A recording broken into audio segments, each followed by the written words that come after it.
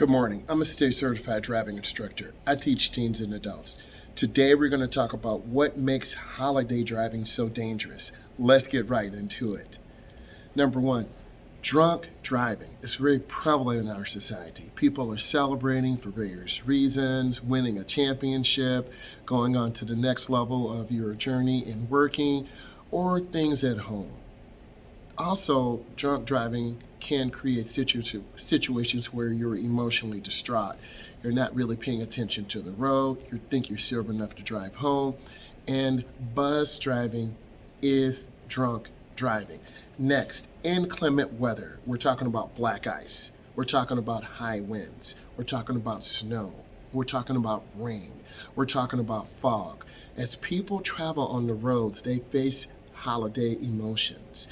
And coupled with bad driving and hazardous conditions, this creates a dangerous situation. This can lead to death.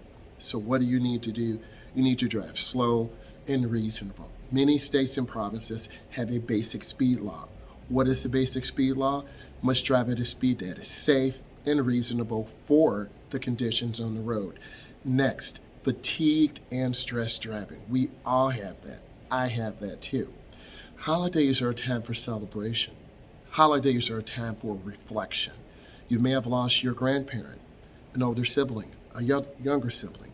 You may be involved in a relationship from high school, college, or you may be in your early 20s and you're trying to start your family. These times can bring various feelings and emotions. It makes us think and reflect. That's what the holidays are about. Next, here are some of the most dangerous times that you really should try to avoid being on the road. Number one is Thanksgiving. 37% of accidents happen, and the fatalities are about 258.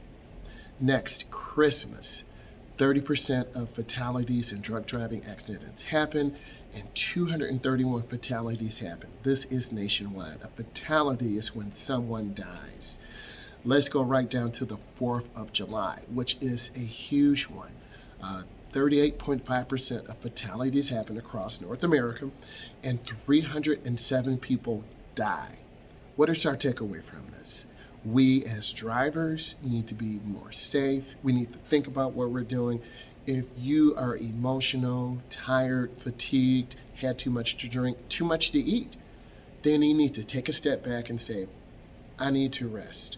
I don't need to drive. Call mom, call dad, call your cousin. I can't drive. I think I need to rest. I'll be home later this evening. I'll be home tomorrow. It's better to rest than go out and risk your life trying to get home. If this brought you value, subscribe to my YouTube channel, give it a thumbs up, and share. Bye, and drive safely.